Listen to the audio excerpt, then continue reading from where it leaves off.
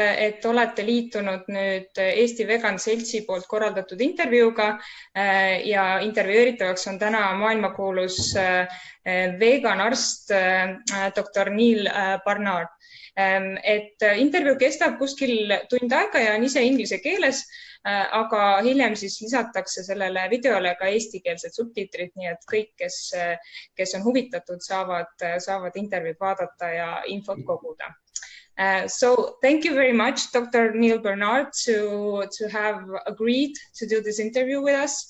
We are really eager to hear what you are saying, and we think that it's a great opportunity for Estonian people to hear a real expert on vegan diet and tell us what you think about this. So you yourself, you work as a physician, you are also a clinical researcher, you're a professor at the George Washingtoni University, and you also have written numerous books on vegan diet. I think it's good to start with a little bit introduction so our viewers could get to know you better. So maybe you will tell us a little bit about your journey towards plant-based diet. How and when did you realize that plant-based diet is the best for you, your patients, and the whole world? Yes, well, first of all, thank you very much for including me in today's program. It's a delight to be able to speak with you and with our viewers today. So thank you for that. I have to say, for me, a vegan diet is the opposite of how I grew up. I grew up in a part of the United States. There's a state called North Dakota, which is right near Canada. And it's mostly a place where people raise cattle and they eat a lot of meat. And there aren't too many people there, or at least there used to not be very many people following vegetarian and vegan diets. Of course, that's all changing. But when I was a child, that was really not thought of. The year before I went to medical school, I was working in a hospital, and my job was to help out at autopsies. In other words, when a person died in the hospital, we would examine the body to try to understand the cause of death. And the pathologist was the expert, and I was just the assistant. But one day we had a person who died of a massive heart attack, maybe from eating hospital food, but that's another question. And so the pathologist took a big section of ribs off the chest, and you don't do this with great delicacy. You just cut through the ribs and put the ribs on the table. And then he started showing me the disease process. And he said, if you look in the coronary arteries, you see atherosclerosis, which he explained to me comes from eating bacon and eggs and so forth. And we saw the same damaged arteries going to the brain and to the legs and everywhere else.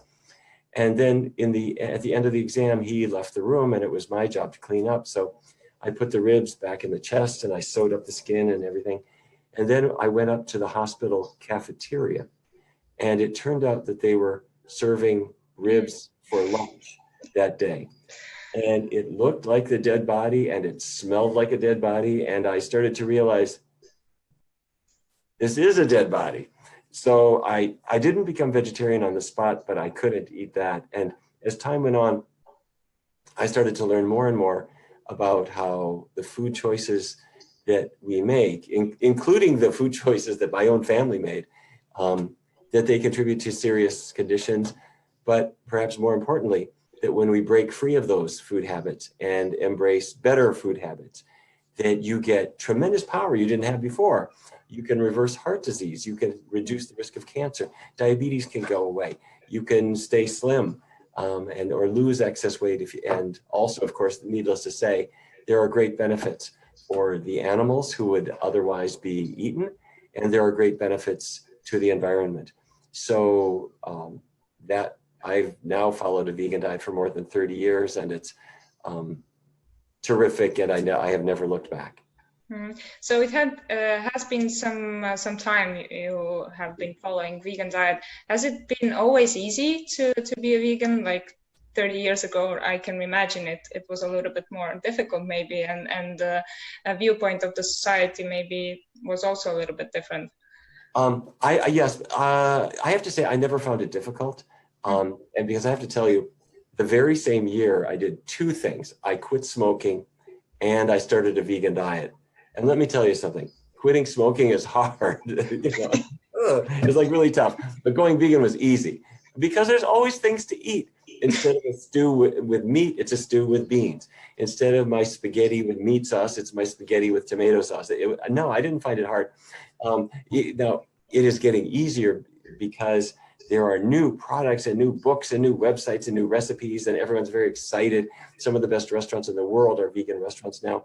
But I have to say, I never found it really very difficult. And let me say this, there are diets that are difficult.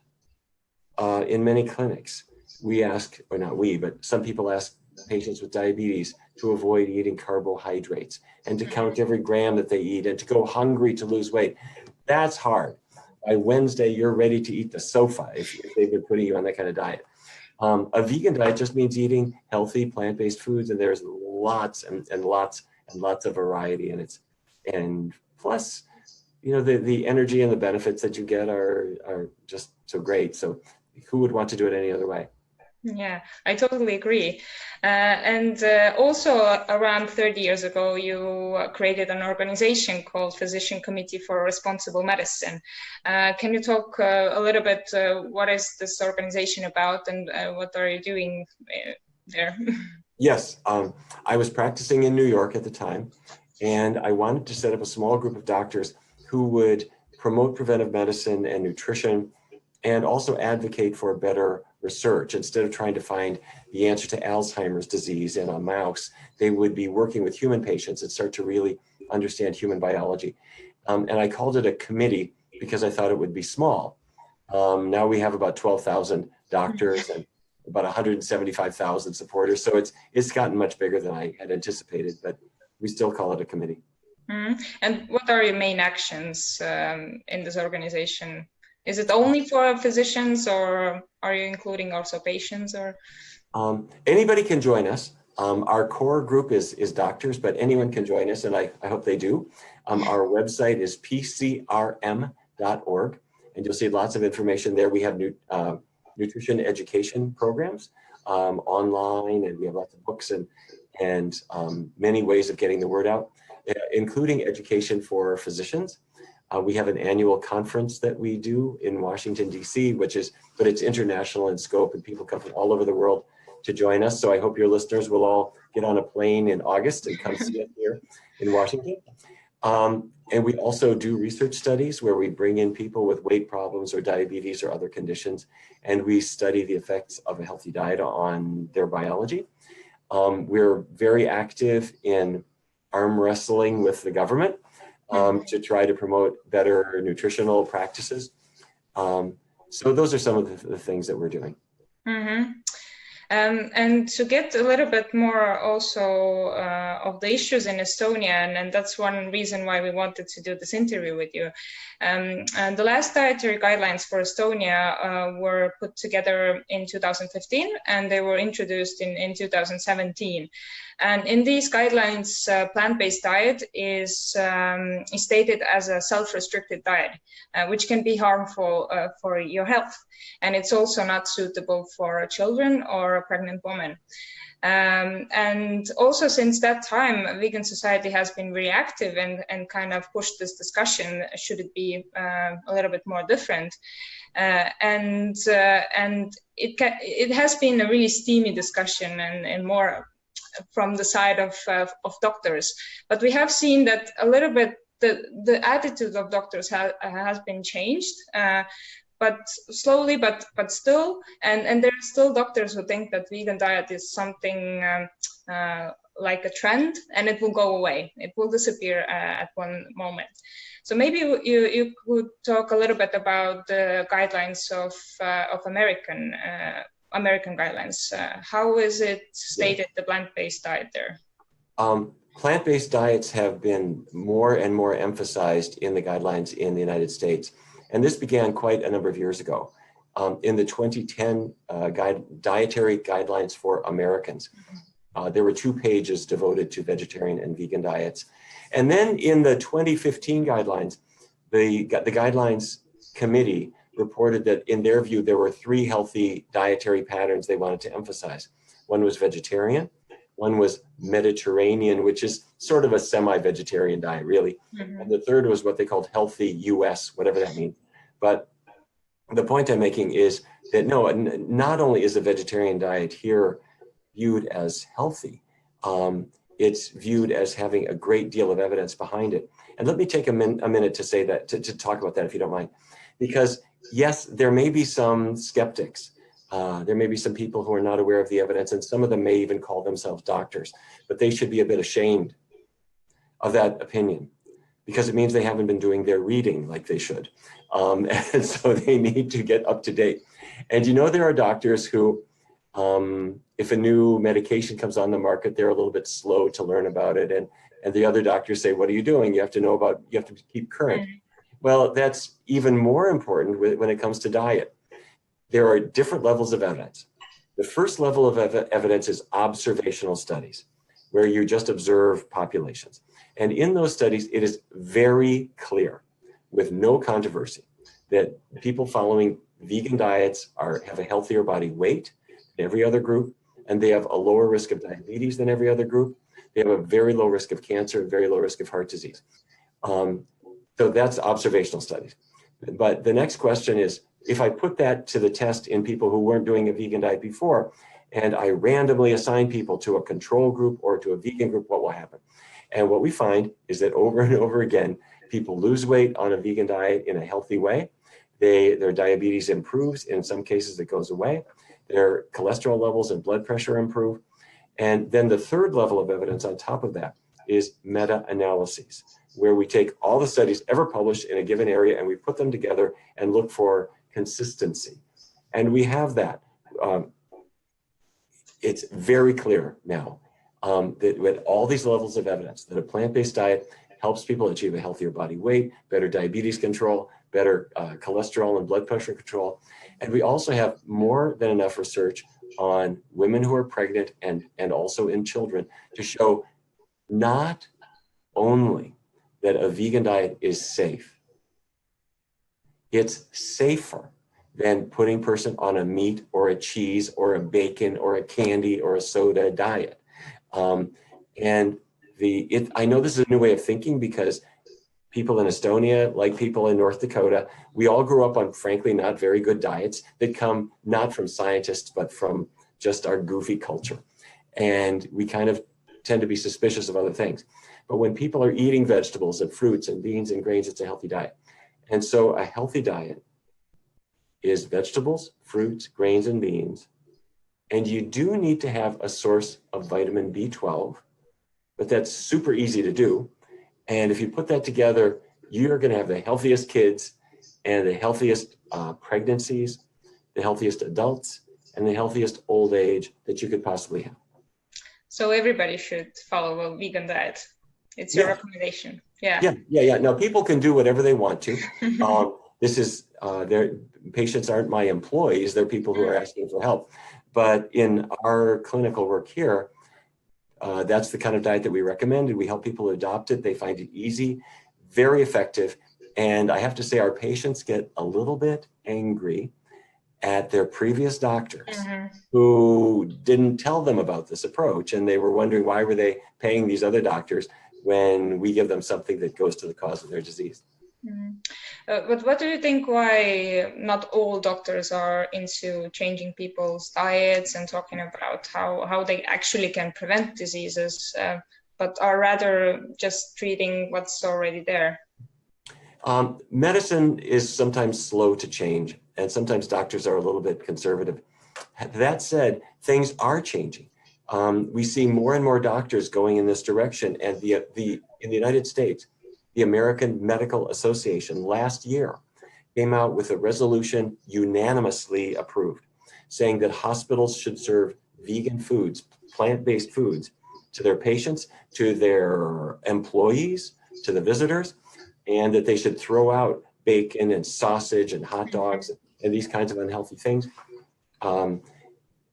Many other organizations are taking similar stances. So this diet has been accepted for many years. It's a really good thing to do. And not only is it safe and healthy, but people are taking risks when they include meat and dairy products in their diet. Now, some people could smoke and they'll still be okay, and some people can eat meat and they'll still be okay, but it gets riskier and riskier and riskier as the years go by. So I say this as a person who grew up with a meaty diet, and that's the way my family ate and so forth, but we have to learn a little bit as time goes on. So the doctors in United States are already kind of pro vegan diet and are recommending this to the patients. They're recommending it or else they know that it's a good thing. A lot of doctors are kind of awkward when it comes to recommending diets anyway. They don't know how to talk about food. But I would say by now, the vast majority of doctors know that this is a good way to go. And when a doctor sometimes they'll send their patients to us to help them. And when they find out that their patients are doing a vegan diet, they are delighted because they know that that patient is going to need less medicine. That patient is going to be healthier in many ways. Yeah, that's the best patients we can get that need really, really little healthcare. Something that Estonian vegans have struggled with is the recognition of vegan diet in children. According to our last nutritional guidelines, up to 75% of the proteins in children diet should be coming from animal foods. And the loudest opponent for this has been the Pediatricians Association. And it also has been a really big kind of problem because vegan children don't get vegan food in schools, in kindergarten, and the authorities don't want to change it, don't want to allow it. So what is you already a little bit talked about your opinion on vegan diet for children. What are the pros? Is there any contrast for the vegan diet in children? Okay. A healthy diet for children is the same four food groups that I mentioned: vegetables, fruits, whole grains, and beans. Children do need a source of vitamin B12, which can be any multiple vitamin. They all have B12 in them, or it can be a B12 supplement, and there are many foods that are fortified with it here. I don't know how much fortification there is in Estonia, but a simple supplement is very easy. If children don't get any sunlight at all, sunlight produces vitamin D on the skin. So no matter what diet they're on, they might need a vitamin D. And that's true even if they're on a meaty diet, they'll still need vitamin D. But the question about protein was solved probably in the 1950s. And here's what it is. Protein molecules, if you could look at them under a powerful microscope, a protein molecule looks like a string of beads, one connected to the next. And those beads are amino acids. And there are quite a number of them. And there are certain ones that are called essential amino acids, meaning your body can't make them. And the others are called non-essential, and those your body can make. But the essential amino acids have to come from food, and plants have all of them. The plants have all of them. And in many years ago, people thought, okay, but you have to eat different plants together to get all the amino acids. We now know that that's not true either. As long as you eat any normal variety of vegetables and fruits and grains and beans, you'll get all the essential amino acids. And that is true, not just for adults, but for growing children and for athletes. The enormous football player in America can do this. So it's a good way to go. You will not get protein deficient as long as you're eating any normal variety of vegan foods. Calcium is sometimes thought of as coming from milk, but cows don't make calcium. Calcium comes from the earth. It's an element. And so it gets into grass, and the cow eats the grass, and the calcium gets in the milk. But if we eat green vegetables, hopefully not grass, but there are plenty of green vegetables that people do eat, they get calcium, and there's also calcium in beans, and the absorption is very good. So no, children do not need animal products at all, and they're better off without them. Mhm. One of the arguments that the Estonian Pediatric Association has made is that vegan diet doesn't suit in Estonian climate, that we live in a Nordic part of Earth, and it's cold here, and we don't have like enough amount of fresh fruits and vegetables. Although in Sweden and Finland, which are the same climate, they have already kind of introduced vegan diet also in kindergarten. So what could we tell Pediatric Association about this argument? I think it's very important to be able to bring good evidence to them, because I'm sure they'll change their mind. These are intelligent people, and once they've seen the evidence, I think they'll be quite convinced. In 2016, the Academy of Nutrition and Dietetics in the United States published a position paper on vegan and vegetarian diets, including for children and in pregnancy. And they were very enthusiastic about them. And that and other information should be made available. My organization would be more than happy to compile that information and to provide it to you or to others to share with the government. One problem that we have here is that industry, the food industry, likes to sometimes stand in opposition to healthy things. We saw this with the tobacco industry a generation ago, and we see it now with when people say cheese has saturated fat and eggs have cholesterol and meat can be harmful. These industries all rally up, and sometimes they even give money to decision makers, which is really unfortunate. Mm-hmm. But we can stand up to them, because for the health of our patients and the health of our families, we have to tell the truth. Mm.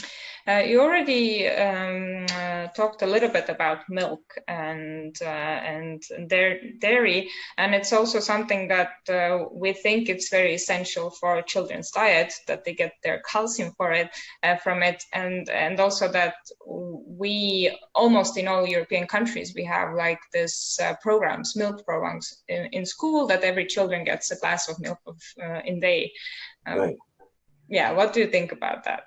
It's although we all grew up with the idea of drinking milk, and we all thought if it was natural, the only reason we thought that is that it was a part of our culture from the earliest times. And as we look at the evidence, it becomes clear that, number one, milk is not in any way necessary. As I mentioned a couple of minutes ago, the calcium that is in milk is not made by the cow. It's an element in the ground. So it gets into plants, and if a cow eats grass, about some of the calcium gets in the milk, but about 30% of that calcium is absorbed from the milk. The other 70% is not absorbed. It just goes through the body and it goes out into the waste. So we do need calcium, but it's in green vegetables and it's in beans. And if people live in an area where there's not a lot of vegetables and fruits, then they do have to find a way to have vegetables and fruits and healthy things in their diet. And this is not rocket science. It's possible to do it, and every civilized country has figured out how to have vegetables for their children. And that's really the way it is. Milk is associated with a lot of surprises. And to the pediatricians in the audience, I would ask them to think about their children, their patients who have asthma, where they're using inhalers and they can't breathe. Do an experiment with me. Put those children on a plant-based diet for about 3 months and watch what happens. You're going to see some of those kids throwing their inhalers away. They're able to play games again. They don't have allergies so much as they did. Now, I'm not saying that all asthma will go away, but I'm saying that when you take away the sensitizing dairy proteins, you suddenly discover something you didn't expect, which is that had been a problem in the child's diet, but you never knew it because you never bothered to step away from it. At the older end of the age spectrum, we have abundant evidence that men who drink milk have a higher risk of prostate cancer than other men. That's an epidemic in Estonia and in other areas. The older men get, the higher their risk. And we never knew that dairy was associated with it until scientists started to look at men who avoided dairy. And they discovered that the risk of prostate cancer was much, much, much lower. The reason is that milk, in the same way as it causes hormonal changes in the body of a calf, it causes hormonal changes in the body of a man or a woman. And those are things you don't want. Now, for any pediatrician who is still unsure about this, let me ask you to screw your head on really tight and think for just a minute. Nature made cow's milk to nourish a baby cow, that's a calf. Nature made milk of any species to nourish the young of that species. That's why infants will hopefully be breastfed human milk. But Mother Nature cannot figure out why we got this idea that a human baby needs milk from a cow. It's 100% culture. It has nothing to do with science and nothing to do with human biology. So there's a lot of health risk concerning drinking milk and consuming dairy. You also wrote a book lately called The Cheese Trap. Would you like to talk a little bit about the cheese issue? Yeah, it's a funny thing. We bring people into our research center here and they start vegan diets and their diabetes gets better, it might go away, they lose weight, they feel fantastic.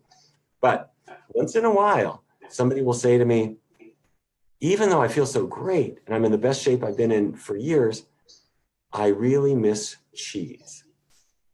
And I thought, why is that? Why do I hear that so much, that people get hooked on cheese? It smells like old socks. Why do people want cheese? So we started to discover that cheese is, first of all, very fattening. It can cause people to gain weight. It's also has hormones in it that come from the cow it came from. And also it appears to be a little bit addicting. And what I mean is there are compounds in cheese that make people really crave it. So that was a surprise to me. And so I decided I needed to write a book to help people to understand how this works. So cheese is basically like any other narcotic, alcohol, tobacco. It won't get you arrested, but there are opiates, narcotic chemicals in cheese. They're in milk. They're called casomorphins. The dairy protein is called casein, C-A-S-E-I-N, casein. And when you digest it, morphine-like compounds come out of it. They're called casomorphins. And they attach to the brain, to the very same receptors that other narcotics attach to. And they're not as strong, but they're strong enough to get a person hooked on cheese. And I'm sure you've known many people who say, well, I could never live without cheese. And that's why. Yeah, I think when I started, it was the same thing, that the only thing that every fresh vegan kind of misses at the beginning is cheese. Although it's very helpful to know that it's not healthy at all, and then it's easier to not crave this food. Oh, it's one of the most unhealthy things. It's yeah. When you look at the fat content of it, it's about 70% fat, and it's not good fat. It's mostly what we call bad fat or saturated fat, the kind of fat that's associated with Alzheimer's disease or heart disease. So no, you want to. If it were any worse, it would be like motor oil. It's just not a healthy food. Connected to the dairy topic, you and also PCRM are known for fighting against the food industry, against the lobbying of food industry. Can you give us some insights on how the industry is interfering with our diet? I think it's kind of similar in Estonia and US, although our scale is much smaller. Yeah, industry works in very creative ways to try to push their products on people who don't need them. And every industry does this, I guess. But I've been particularly concerned if those industries are really promoting dangerous products. We saw this with the tobacco industry that tried to pervert the science that had been done. With regard to the dairy industry, a few years ago, the dairy industry was running some advertisements that said milk will help you lose weight. And what they were relying on was some studies done by an American researcher who was paid that by the dairy industry. And he showed that in very small groups of patients, if you drank milk and reduced your calorie intake, you would lose more weight than just reducing calories alone.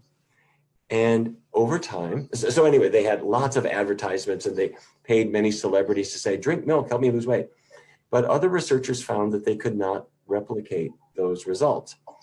And we believe that these results were faulty. and we went to the US government and insisted that these ads be withdrawn. And it took about 2 years, but the government did agree with us and the ads were stopped. But there is right now in Texas, which is our state in the extreme south of the United States, where a lot of cattle are raised, there are now beef industry salesmen going to doctors' offices, telling doctors that beef is a good thing to reduce the cholesterol in their high cholesterol patients. It's ridiculous. What they are mentioning is a research study that showed that beef is not much worse than chicken when it comes to cholesterol. So their message is, well, you may as well let your patients eat beef. And then you, of course, provide them drugs to get their cholesterol down. We have registered a complaint with the Attorney General in the state of Texas to try to stop that program.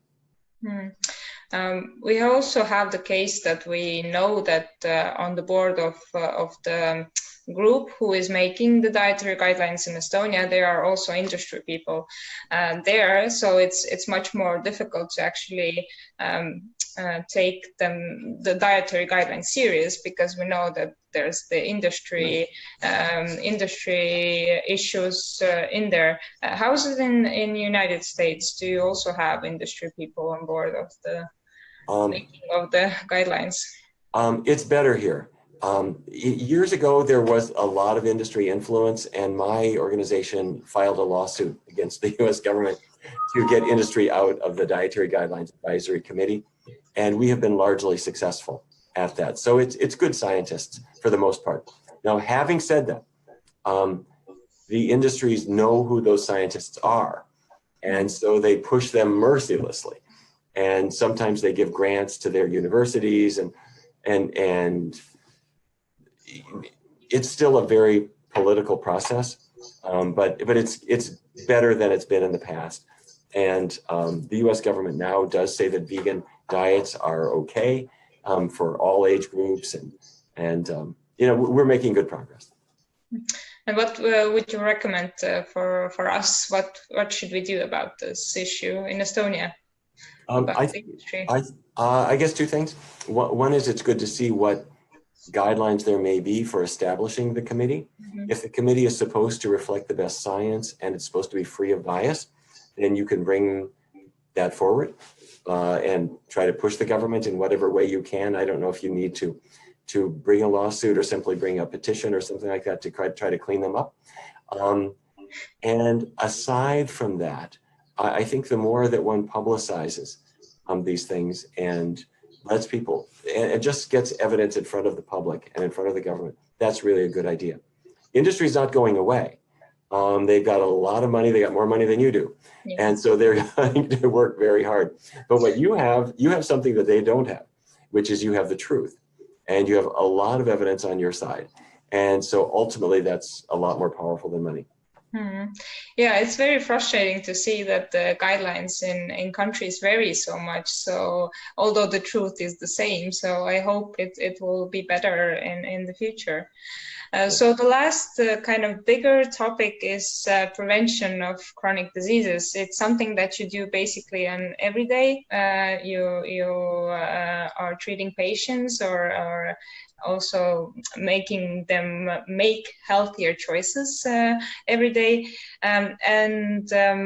Your work, like you created a medical center, the Barnard Medical Center, where you are working with those patients every day. So can you tell us a little bit how does the work, how do you do that work there? Yes, patients come in to see us, and sometimes they have a condition that is related to what they eat. They've gained weight, that's obviously related to food, or they have a high cholesterol or high blood pressure or diabetes. And so the doctor will see the patient first, or it might be a nurse practitioner, but it's usually a doctor. And the doctor will explain to the patient that they can use medication if need be, but they will also explain how food caused the problem to occur. And that doesn't take much time. It's pretty easy to explain. So then we have registered dietitians here in our clinic, and they will then take a half hour or an hour, and they'll meet with the patient and meet with the family and they will help the patient to draw up a whole menu of vegetarian choices, or vegan, I should say, vegan choices.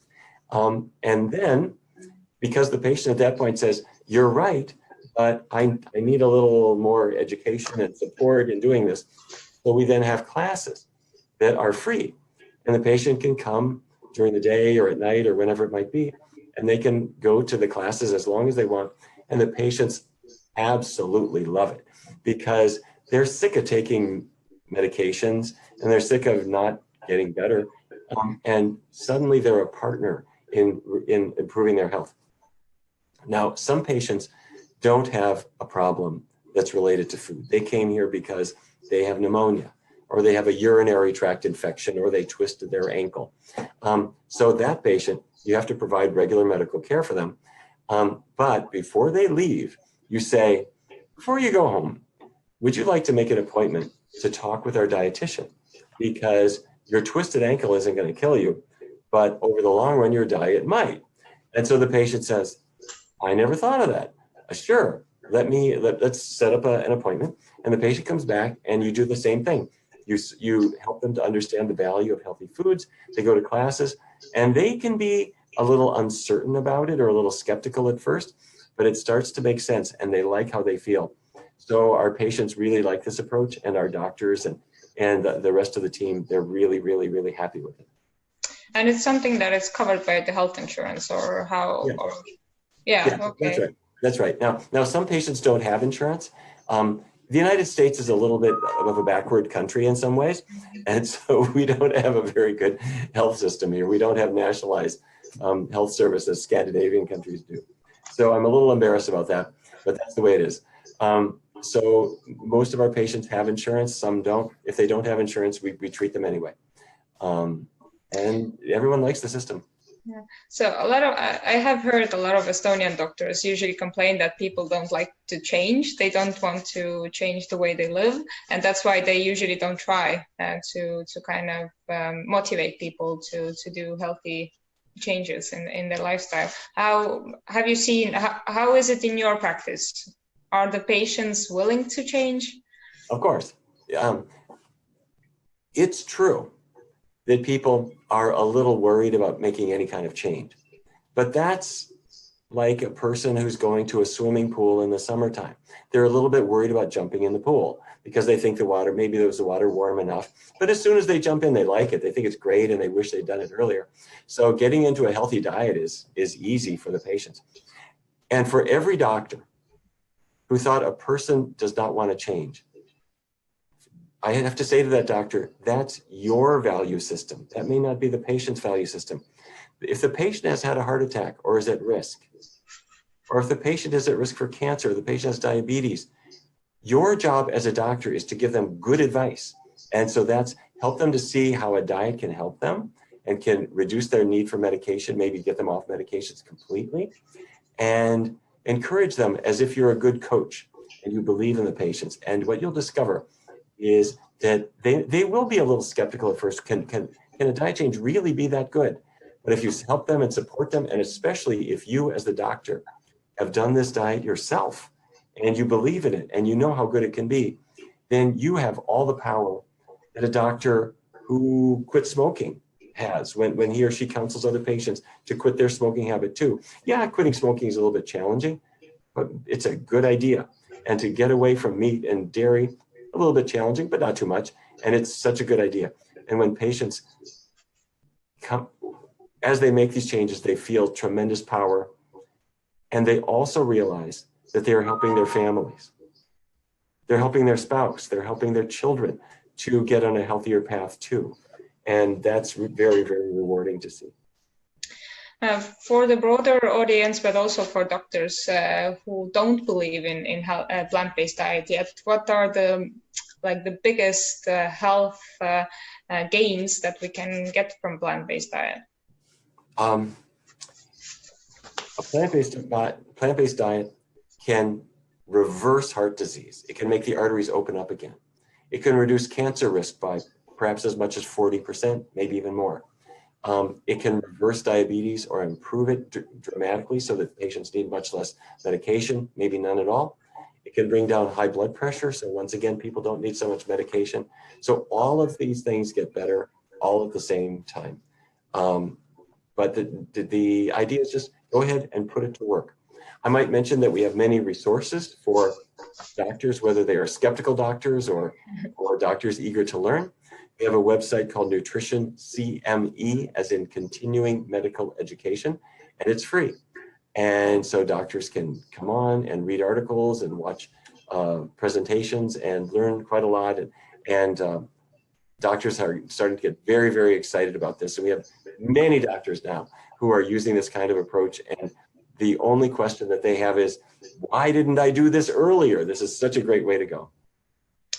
One thing that is I see as a problem in Estonia is that we don't pay as much attention to prevention as we should. It's still more important to kind of make new medicine, get to, like, the highest instruments into the hospital, but we don't pay so much attention to prevention. So actually kind of eliminating the causes of diseases. How could we change it? What should we do? Well, I think that's happening already, because a plant-based diet has two purposes. It helps prevent disease, it reduces the risk, and it also can be used to treat diseases once they've been diagnosed. But we are working very hard to help people to start a healthy diet before they're sick. Or sometimes they have little things, like they have a little extra weight. They don't look so good in their swimsuit like they used to. And if that makes them change their diet, that's all to the good. And if they change their diet soon enough, maybe they never would get the heart attack that otherwise they might have. Mm-hmm.